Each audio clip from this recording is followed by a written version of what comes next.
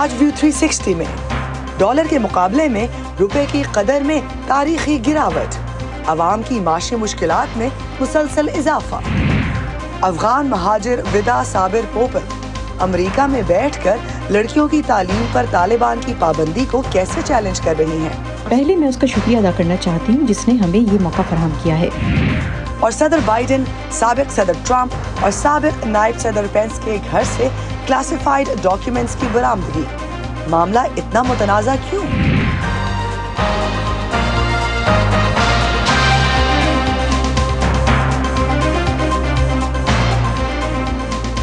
Voice of امریکہ کے Washington studio میں آپ سب کو خوش آمدید۔ آپ دیکھ رہے ہیں پروگرام ویو 360 اور میں ہوں ارم عباسی۔ پاکستان میں دوسرے روز بھی ڈالر کے مقابلے میں پاکستانی روپیہ دباؤ کا شکار ہے، جس کی قدر میں ریکارڈ کمی دیکھی جا رہی ہے۔ تاہم وزیر اعظم شہباز شریف پر امید ہیں کہ جلد معیشت مشکل دور سے نکل جائے گی۔ وزیر اعظم شہباز شریف نے جمعے کو اسلام آباد میں گرین لائن ٹرین کی افتتاحی تقریب سے خطاب کرتے ہوئے کہا کہ عالمی مالیاتی ادارے IMF کے ساتھ اس ماہ معاہدہ ہو جائے گا، جس کے بعد مشکلات سے باہر آ جائیں گے۔ پاکستانی مارکیٹ میں ڈالر کی قدر پر کیپ ہٹانے کے بعد جمعرات کو انٹر بینک میں ڈالر 24 روپے سے بھی زیادہ مہنگا ہوا تھا۔ وزیر اعظم پاکستان نے مزید کیا کہا اور یہ روپے کی قدر میں کمی عام پاکستانی کو کیسے متاثر کر سکتی ہے؟ اس پر بات کرنے کے لیے اس وقت میرے ساتھ کراچی سے ہمارے ساتھی محمد ثاقب موجود ہیں۔ محمد ثاقب، یہ بتائیے کہ روپے کی قدر میں کمی کو پاکستان کے IMF پروگرام کو دوبارہ سے بحال کرنے کے لیے ایک ابتدائی قدم کے طور پر دیکھا جا رہا ہے، لیکن ڈالر کی قیمت میں ہر 10 روپے کے اضافے کے ساتھ پاکستان کے قرضوں میں بھی اضافہ ہوتا ہے، تو اس سلسلے میں کیا رد عمل سامنے آ رہا ہے؟ جی ارم، آپ بالکل ٹھیک کہہ رہی ہیں۔ IMF کی جانب سے قرض پروگرام دوبارہ شروع کرنے میں یہ پہلی شرط تھی کہ کرنسی مارکیٹ کو آزادانہ طور پر کام کرنے دیا جائے۔ جہاں تک آپ نے قرض کی بات کی تو یقینی طور پر یہ جس طرح پاکستان کی جو کرنسی ہے وہ گراوٹ کا شکار ہوتی ہے، اسی طرح ملک پر جو قرضے کا بوجھ ہے وہ بھی بڑھتا چلا جا رہا ہے۔ اور اگر ہم صرف 2 روز کی بات کریں تو اس میں 31 روپے، ایک امریکی ڈالر کے مقابلے میں 31 روپے جو پرائس ہے وہ گری ہے، روپے کی قدر گری ہے، اور اس سے جو قرضوں کا بوجھ ہے وہ تقریباً 4030 ارب روپے کا جو بڑا قرضوں کا 300 ارب روپے کا قرضوں کا بوجھ ہے وہ پاکستان کی معیشت پر مزید بڑھ گیا ہے۔ اس طرح پہلے ہی پاکستانی معیشت پر کوئی 50,000 ارب روپے کا قرضہ ہو چکا ہے، اور صرف سود کی مد میں ہی جو پاکستان کی حکومت کو ہر سال ادائیگیاں کرنی پڑتی ہیں وہ 4800 ارب روپے ہے، جو کہ وفاقی حکومت کے آدھا بجٹ کے برابر ہے۔ تو اس سے صورتحال کی سنگینی کا اندازہ لگایا جا سکتا ہے۔ مختلف جو ماہر معاشیات ہیں اسے ڈیٹ ٹریپ سے بھی تعبیر کرتے ہیں، جبکہ دوسری جانب حکومت کی پالیسیز کو بھی جو ہے اس حوالے سے تنقید کا نشانہ بنایا جا رہا ہے کہ اگر اس قدر ڈیٹ ٹریپ یا اس قدر ڈیٹ اگر جمع ہو چکا تھا تو اس کو اتارنے کے لیے کیوں واضح پالیسیز تشکیل نہیں دی گئیں جس سے قرضوں کے حجم کو کم کیا جا سکتا ہے۔ ثاقب، یہ بتائیے کہ یہ جو تاریخی گراوٹ آئی ہے ڈالر کے مقابلے میں پاکستانی روپے میں، اس کا عام پاکستانیوں کی زندگی پر کیا اثر ہو سکتا ہے؟ جی بہت اہم سوال ہے یہ، اور یقینی طور پر پاکستانیوں کے لیے ایک بہت ہی پینفل قسم کی جو ایک مہنگائی کی ایک نئی لہر شروع ہونے جا رہی ہے۔ اس وقت اگر ہم بات کریں جو وفاقی ادارہ شماریات ہے اس کا یہ کہنا ہے کہ تقریباً 25% کے لگ بھگ مہنگائی کی شرح ہے، اور اب چونکہ جو روپیہ مزید گراوٹ کا شکار ہوا ہے تو اس میں مزید جو ہے ہم دیکھیں گے کہ مہنگائی مزید بڑھے گی، اور یہ 35% کے ارد گرد مہنگائی کی شرح یا افراط زر کی شرح جا سکتی ہے۔ صرف بجلی کے اگر شعبے کی بات کی جائے تو اس وقت IMF کی جانب سے قرض پروگرام شروع کرنے سے قبل یہ شرط عائد کی گئی ہے کہ جو گردشی قرضہ ہے اس کو کم کیا جائے، اور گردشی قرضے کو کم کرنے کے لیے بجلی کی قیمتیں بڑھانی پڑیں گی، اس طرح گیس کی قیمتیں بڑھانی پڑیں گی، اس طرح پیٹرولیم مصنوعات پر جو پیٹرولیم جو PDL ہے لیوی ہے اس کو لگانا پڑے گا۔ تو اس سے آپ اندازہ کر سکتے ہیں کہ جو اشیاء خورد و نوش ہے پاکستان میں زیادہ جو اشیاء ہیں وہ باہر سے منگوائی جاتی ہیں، وہ تمام اشیاء مزید مہنگی ہو جائیں گی۔ محمد ثاقب کراچی سے ہمارا ساتھ دینے کے لیے بہت بہت شکریہ۔ امریکہ، جو ملک ہے خوابوں کا، اپنے خوابوں کو حقیقت بنانے والوں کا، اپنی ایجاد سے دنیا بدلنے والوں کا۔ तहकीक, तजुर्बात और टेक्नोलॉजी से हम सबको नई राह दिखाने वालों का, कुछ कर गुजरने का जज्बा लिए अपना कल रोशन बनाने वालों का। ऐसे ही ड्रीमर्स और अचीवर्स की कहानियां देखिए व्यू 360 में आज न्यूज़ पर। अगस्त 2021 में तालिबान ने अफगानिस्तान की बागडोर संभालने के बाद स्कूलों को बंद कर दिया था और फिर तालिबान ने स्कूल खोले तो लेकिन लड़कियों के लिए सेकेंडरी और उससे आगे तालीम हासिल करने पर पाबंदी लगा दी गई। फिर हाल ही में लड़कियों की आला तालीम पर भी पाबंदी लगा दी गई है। तालिबान पर आलमी दबाव भी है लेकिन अफगानिस्तान में ख़वातीन के हालात में कोई तब्दीली नज़र नहीं आती। ऐसे में अफगान ख़वातीन की जानिब से अपने तालीमी हक़ के हसूल की एक खामोश मज़ाहमत सामने आई है। अफगानिस्तान भर में वो ख़वातीन जिन्हें स्कूल जाने की इजाज़त नहीं और वो साथसा जिन्हें उन लड़कियों को तालीम देने की ज़िम्मेदारी से दूर रखा जा रहा है, अब घरों और दूसरी जगहों पर खुफिया तौर से कायम किए जाने वाले स्कूल्स में अपनी तालीम का सिलसिला आगे बढ़ा रहे हैं। सबा शाह खान की इस रिपोर्ट में आप जान सकेंगे कि तालीम की जुस्तजू में ये अफगान ख़वातीन क्यों अपनी ज़िंदगी को ख़तरे में डाल रही हैं।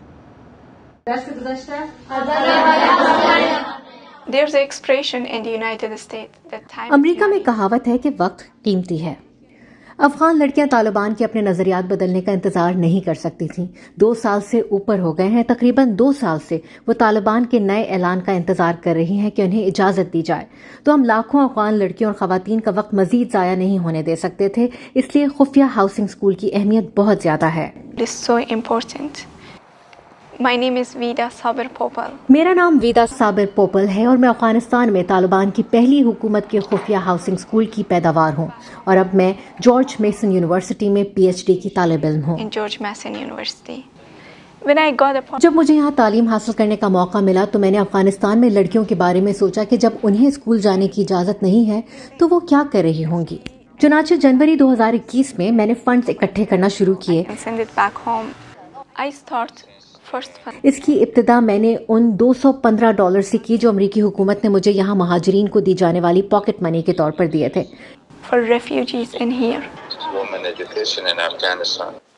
कम्युनिटी की मदद से, खास तौर से असातिज़ा और तलबा और बहुत से रज़ाकारों की मदद से मैं इस वक्त अफगान लड़कियों के लिए खुफिया हाउसिंग स्कूल चला रही हूँ जिसमें मेरे पास 300 से ज़्यादा तालिबात और 15 रज़ाकार उस्ताद हैं।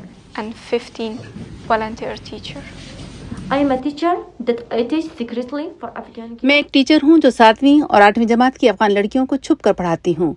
आप सोचेंगे कि अगर तालिबान को मालूम हुआ कि मैं अफगान लड़कियों को छुप कर पढ़ाती हूँ तो क्या होगा। ये एक बड़ी मुसीबत, एक बहुत बड़ा मसला है और ये मेरे लिए और मेरे साथी के लिए एक बड़ा खतरा है। आप जानते हैं कि अगर तालिबान को पता चला तो वो हमें जेल में डालने के बाद स्कूल बंद कर देंगे और उसके बाद सिर्फ मुझे नहीं, मेरे साथी को भी मार डालेंगे। मैं ये तमाम खतरा सिर्फ इसलिए ले रही हूँ कि ये मेरा मुल्क है, मुझे अफगानों की मदद करना है। अगर मैं उनकी दाद रसी नहीं करूंगी तो कौन करेगा। पहले मैं उसका शुक्रिया अदा करना चाहती हूँ जिसने हमें ये मौका फराहम किया है। हमारी दरख्वास्त सबसे है कि वो हमारी मदद जारी रखें। मैं उन असातिज़ा का शुक्रिया अदा करना चाहती हूँ जो अपनी पूरी कोशिश कर रहे हैं ताकि हम पढ़ सकें। ये बहुत खतरनाक होगा अगर तालिबान अफगान लड़कियों, तालिब इल्मों और असातिज़ा को पकड़ लेते हैं तो वो इन्हें कत्ल कर सकते हैं, वो इनकी इस्मत दरी कर सकते हैं, वो इन्हें ले जा सकते हैं और ज़बरदस्ती शादी के लिए मजबूर कर सकते हैं। ऐसा हुआ है, ऐसी सच्ची कहानियाँ सामने आई हैं अफगानिस्तान से। हमारा यकीन है कि एक फ़र्द या मर्द को तालीम देकर हम एक नस्ल को तालीम याफ्ता बनाते हैं, लेकिन एक औरत को तालीम देने से हम 5 नस्लों को तालीम से आरास्ता करते हैं। मेरे वालिदैन ने इसी यकीन से आगाज़ किया। फ़र्क इतना है कि उन्होंने 1996 में शुरू किया जबकि मैंने लड़कियों की तालीम का अपना सफ़र 2021 में शुरू किया। ये मेरी माँ का खुफिया हाउसिंग स्कूल है जो तालिबान के पहले दौरे हुकूमत में था। 1996 till 2001. ये मेरी माँ हैं, इन्होंने 2 बैचलर्स डिग्रियां ली हैं। मेरी माँ ने ये काम बगैर किसी मुआवजे के किया। ये मेरी वालिदा की शागिर्द हैं। ये वायदा है, ये अफगानिस्तान में छुपकर बच्चों की डॉक्टर के तौर पर काम कर रही हैं। ये नसीमा है, बदकिस्मती से इस वक्त वो काबुल में पढ़ा नहीं सकती, लेकिन उसकी बेटियां काबुल में मेरे खुफिया हाउसिंग स्कूल में पढ़ रही हैं। In my secret housing school in Kabul. It's an enormous situation. یہ ایک بڑی مشکل صورتحال ہے اور حالات سازگار نہیں، لیکن آپ کو کہیں سے تو آغاز کرنا ہی ہے اور ویدا کچھ کرنے سے ڈرتی نہیں۔ میں سمجھتا ہوں کہ یونیورسٹی میں میرا ادارہ انٹو میسن دلچسپی رکھنے والے مختلف حلقوں، جارج میسن یونیورسٹی کے طلباء اور فیئر فیکس ورجینیا کی کمیونٹی کے ساتھ رابطے پیدا کرنے اور آگاہی پیدا کرنے کا کام کر سکتا ہے۔ چونکہ انہیں بہت امید ہے، ان کی خواہش ہے ان میں کوئی ڈاکٹر یا انجینئر بنے۔ My response to those who say taking میرا جواب ان لوگوں کے لیے جو یہ کہتے ہیں کہ اتنا زیادہ خطرہ مول لے کر لڑکیوں کو اعلیٰ تعلیم دینے کی کیا ضرورت ہے جب طالبان انہیں کام کرنے کی اجازت نہیں دیں گے۔ پہلے تو یہ کہ تعلیم کا زندگی میں کام سے زیادہ بڑا مقصد ہے۔ دوسرا، افغان خواتین کا خواب ہے کہ وہ ایک بار پھر کابل کی سڑکوں پر امید اور بے خوفی کے ساتھ تعلیم حاصل کر سکیں۔ صبا شخان، voice of America, Fairfax, Virginia. ہماری سروسز اور کچھ میڈیا رپورٹس کے مطابق کچھ اسکول جن میں لڑکیاں عام تعلیم حاصل کر سکتی ہیں وہ دینی تعلیم کے نام پر کھلے ہیں، جبکہ کچھ اسکول گھروں میں چھوٹے پیمانے پر تعلیم دے رہے ہیں۔ مشکلات چاہے جو بھی ہو، افغانستان کی طالبات اپنے تعلیم حاصل کرنے کے حق سے دستبردار ہونے کے لیے تیار نہیں۔ اور اب آپ کو ملواتے ہیں کچھ ایسی افغان تارکین وطن خواتین سے جو سابقہ ادوار میں مختلف پیشوں سے وابستہ تھی، لیکن طالبان کے اقتدار میں آنے کے بعد وہ اپنا وطن چھوڑنے پر مجبور ہوئیں۔ ایسا کیوں ہوا اور کیا وجہ ہے کہ پاکستان میں انتہائی ابتر حالات میں رہنے کے باوجود وہ افغانستان واپس نہیں جانا چاہتی؟ یہ جاننے کی کوشش کی ہے ہمارے نمائندے نظر الاسلام نے اس رپورٹ میں۔ لائلوما مقامی کا تعلق افغانستان کے مشرقی صوبے غزنی سے ہے۔ اگست 2021 میں طالبان کے اقتدار حاصل کرنے سے قبل وہ ایک اسکول ٹیچر کی حیثیت سے کام کر رہی تھی۔ لائلوما نہ صرف اسکول کی بچیوں بلکہ گھر بیٹھے بڑی عمر کی خواتین کو بھی تعلیم دے رہی تھی۔ طالبان کے اقتدار میں آنے کے بعد بھی وہ کچھ عرصہ کابل میں رہیں، لیکن پھر ملک بھر میں لڑکیوں اور خواتین کی تعلیم حاصل کرنے اور ملازمتوں پر پابندی کے بعد انہوں نے ملک چھوڑنے کا فیصلہ کیا۔ مجھے ایسا محسوس ہو رہا تھا جیسے کہ میں کسی قید میں ہوں۔ مجھے کچھ سمجھ نہیں آ رہا تھا کہ طالبان کیوں ہماری آزادی کے پیچھے پڑے ہوئے تھے۔ ہم بھی انسان ہیں، وہ کیوں ہم سے ہمارے لکھنے پڑھنے کا حق چھین رہے ہیں اور ہمیں اسکول اور لکھنے پڑھنے سے منع کرتے ہیں۔ ہم بھی آزاد زندگی کا حق رکھتے ہیں، چاہتے ہیں مستقبل میں اس وطن کی خدمت کر سکیں تاکہ یہاں ڈاکٹرز اور انجینئرز پیدا ہوں۔ لائلوما مقامی کا کہنا ہے کہ وہ پاکستان اس لیے آئیں تاکہ ان کی بچیاں تعلیم حاصل کر سکیں۔ ان کی 18 سالہ بیٹی علینا 11ویں جماعت کی طالبہ تھی جب ان کے اسکول بند کر دیے گئے، مگر وہ اپنی والدہ کے ہمراہ اب بھی اپنے نصاب کی دہرائی میں مشغول رہتی ہیں۔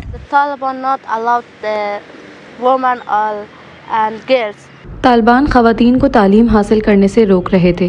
میں پاکستان آئی ہوں تاکہ اپنی تعلیم میں بہتری لاؤں اور ایک اچھی ڈاکٹر بن کر افغانستان اور دنیا کے دیگر ممالک کے لوگوں کی خدمت کر سکوں۔ اسلام آباد کے وسط میں قائم اس چھوٹے سے کیمپ میں تقریباً 60 کے قریب خاندان رہائش پذیر ہیں جو افغانستان کے مختلف علاقوں اور پس منظر سے تعلق رکھتے ہیں۔ کھانے پینے، رہائش اور روزگار جیسے مسائل کے ساتھ ساتھ اب انہیں ملک بدری جیسے مسائل کا بھی سامنا ہے۔ لیلا نبی زادہ افغان پولیس فورس کا حصہ تھی اور پولیس کا یونیفارم پہن کر وہ اپنے آپ کو بہت طاقتور محسوس کرتی تھی۔ ملک میں امن و امان قائم رکھنے کے حوالے سے وہ ہمیشہ فرنٹ لائن پر ہوتی تھی، مگر اب پاکستان میں جن حالات میں زندگی گزار رہی ہیں وہ اپنے آپ کو کمزور محسوس کرتی ہیں۔ ابھی جس حالات میں ہم ہیں تو ہم یہاں اپنے حقوق کا دفاع بھی نہیں کر سکتے۔ میں اپنا دفاع بھی نہیں کر سکتی ہوں، حتیٰ کہ اپنے اولاد کے حق کا دفاع بھی نہیں کر سکتی ہوں۔ اس وقت میں ذہنی بیماری کا شکار ہوں اور ہمارے بچے بھی ذہنی بیماریوں کا شکار ہو گئے ہیں۔ اقتدار میں آنے کے بعد افغانستان میں طالبان نے خواتین کی نقل و حرکت اور تعلیم کے حوالے سے مختلف احکامات جاری کیے اور ان پر پابندیاں عائد کی۔ افغان خواتین کے مطابق آہستہ آہستہ اب ان سے ان کی شناخت بھی چھینی جا رہی ہے۔ میں بیوٹی سیلون میں کام کرتی تھی، خواتین زیادہ آتی تھیں، خواتین سے ان کے تمام حقوق چھینے جا رہے ہیں۔ فیشن، زیبائش اور آرائش کے حقوق بھی چھینے جا رہے ہیں۔ جب کسی خاتون سے بناؤ اور سنگار کے حقوق چھین لیے جائیں تو اس کا مطلب ہے جیسے اس سے زندگی ہی چھین لی جائے۔ جب زندگی کا یہ سب سے قیمتی حق ہم سے چھین لیا گیا تو ہم نے ہجرت کی۔ ادھر ایک چھوٹے سے خیمے میں مقیم لائلوما مقامی کا کہنا ہے کہ یہاں بھی انہیں بہت سی مشکلات کا سامنا ہے، لیکن ان کے مطابق یہاں کم از کم ان پر بچیوں کی تعلیم، پسند کا لباس پہننے اور آزاد گھومنے پھرنے سے متعلق کوئی دباؤ نہیں ہے۔ नज़रुल-इस्लाम, वॉइस ऑफ अमेरिका, इस्लामाबाद।